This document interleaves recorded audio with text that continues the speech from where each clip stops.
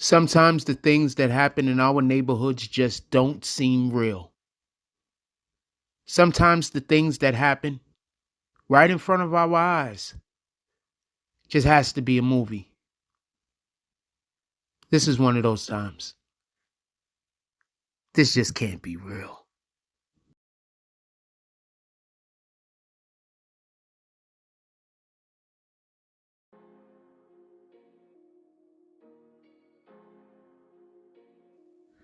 BBN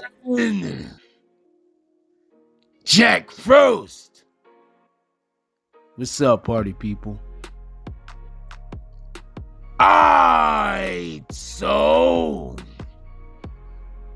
yeah.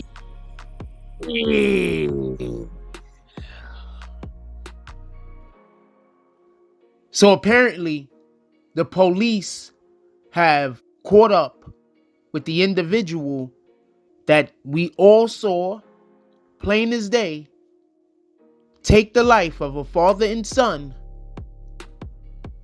on closed circuit television. Okay. So the first thing I want to say is that this is a tragedy all the way around. I'm going to explain to you who the individual was that committed this crime. And then we're going to talk about also the things that led up to the tragedy that this is, and the things that happened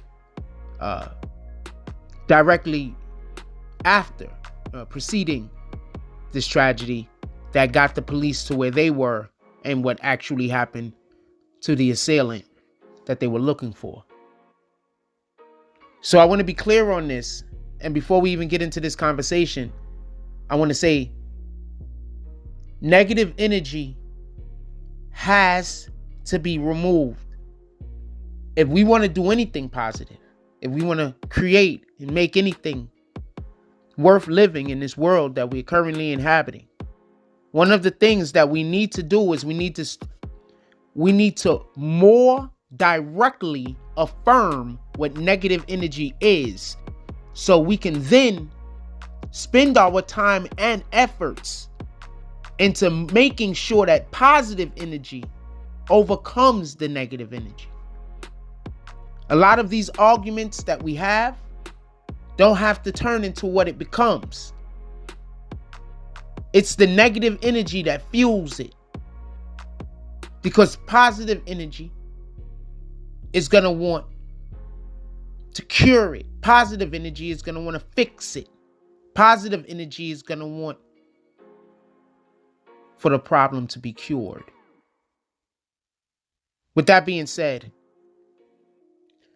the individual Jason, I believe his last name is Case, that they were looking for, is an ex-employee at the Department of Corrections. Now, he worked there for less than a year and he left. And he, at one point or another, also worked for the MTA. So, the reason why this is important is because he already lived at the residence, if I'm interpreting this correctly, the way that the information was conveyed, when the family moved in upstairs over him. Now, I find this interesting because we don't know why the other family left. I want to be clear on this because he's been complaining since day one. There were 6 complaints made directly to, whoever the housing guys are that they're under. And there's been encounters that they've all have been having over this particular situation. Now, I want to say something real quick. I've lived in quite a different, I lived in quite a few different types of residents that you can inhabit in New York City. And there's some buildings that you live in that by no fault of the residents, your neighbors will hear you. I want to be clear on this. It's nobody's fault. It's just the way that the buildings are constructed. If you want to be pissed off at anybody, be pissed off at the people who constructed the building, the architect for one. Anyway, in any regard. So the point in which I'm trying to make is, before this tragic incident happened, there was a history of violence. Arguing is also violence. I need for people to understand this. Yelling at one another is also violence. Right? So there was already a history of violence. The family that moved in, it was a couple of kids there. This specific day, just so we could be clear, the dude banged on his ceiling, which would be their floor, asked for them to keep it down. The husband then asks the wife, were the kids being noisy? They said no. Then he bangs on his floor and, basically says it wasn't them or whatever the case is. At some point or another, homeboy decides to come upstairs. Now, I need for this to be a point to understand. We don't know how any of their other interactions have unfolded. No other interactions have yet been disclosed. So we don't know if this is a commonality, something that is normal for him to go up there to argue at them about the believed or perceived noise that they're making. Also understand, they just moved in about a year ago. So the point that I'm trying to make is, who's to say why the other individuals moved out? In any regard.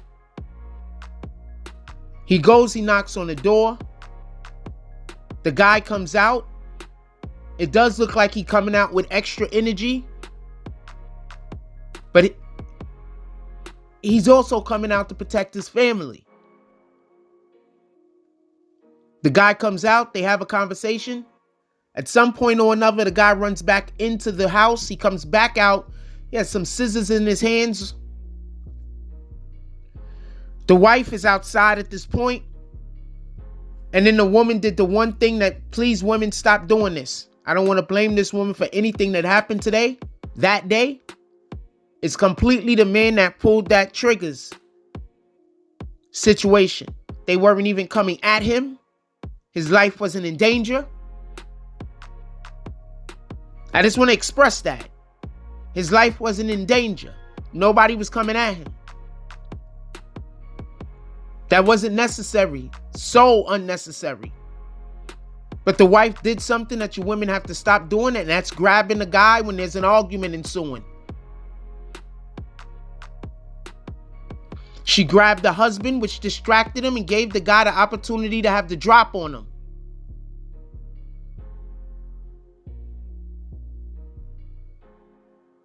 I'm just saying what happened. The son, I guess, lunges or attempts, and he gets hit. The guy unloads his gun on these guys. He just unloads.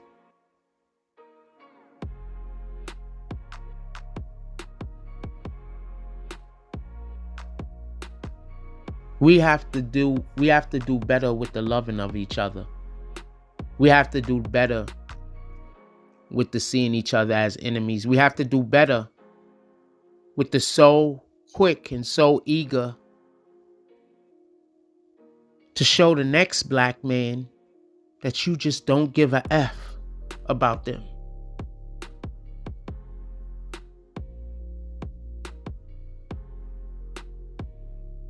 We have a lot of senseless crimes that are committed.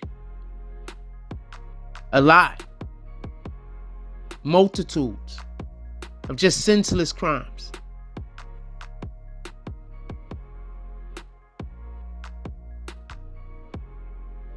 We have to start loving one another. And that love for one another begins with the love for ourselves.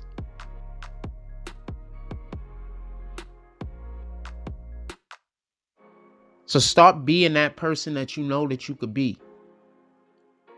So you're not looking at other people like they aren't who they are. in any regard. After Jason Case unloads his weapon, and I'm going to tell you in a minute why I believe he unloaded it. After Jason Case unloads his weapon, he then runs.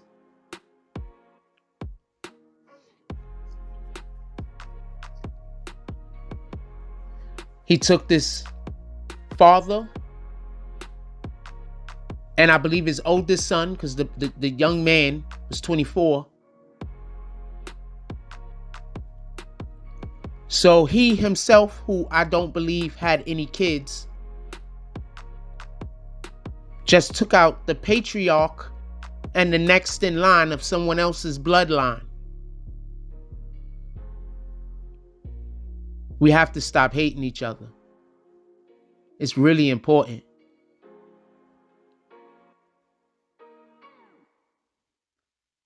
He then flees. We all see the footage, which is incredible because everywhere that I look at the footage, it's not even being blurred out. So social media, where they would normally not let people post shit, part of my language, is that everybody post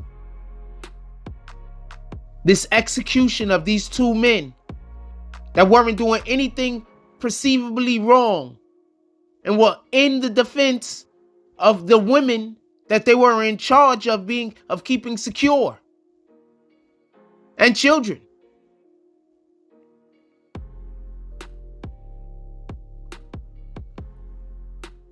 When police finally do catch up with Mr. Jason Case, it's because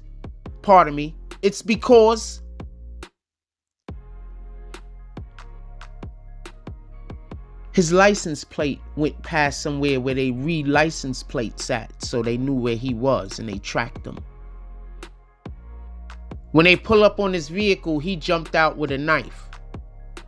This is why I believe he unloaded into those two men and had no more ammunition left. He had no more bullets left. He had nothing left because he unloaded into those two men, shooting one of them in the back.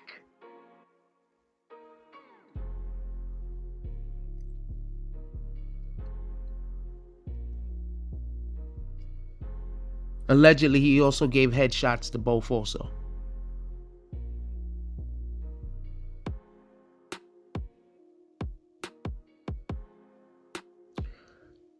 So after about a 15-minute conversation with the police, he decides that he's going to charge the police. The police hit him 3 times in his torso, chest area. And they hit him once in the leg. He's taken to the hospital where he succumbs to his injuries.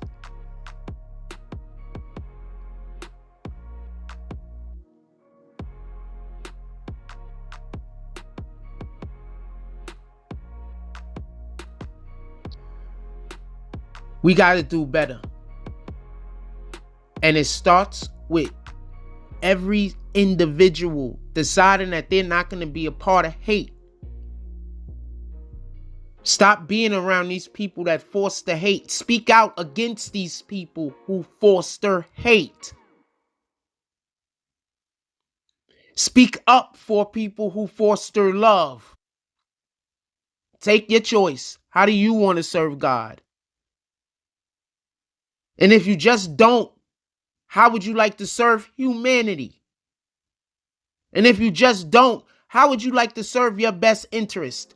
All of those things involve putting positivity out and not negativity.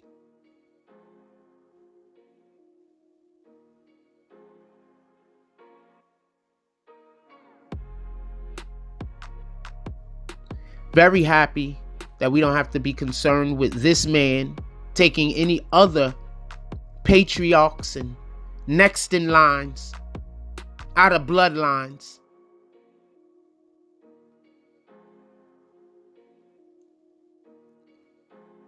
It's a shame what had to come. But remember, when that person comes to us and starts complaining about how terrible somebody else is, in that moment, we could try to change their hearts to think about positive things.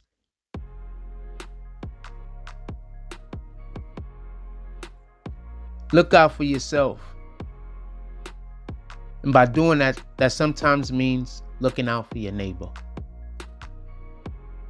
Like, comment, subscribe. Join the notification game. Hashtag Bronx Bombers. Let's get it.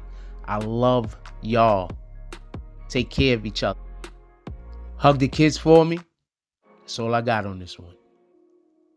I'm out.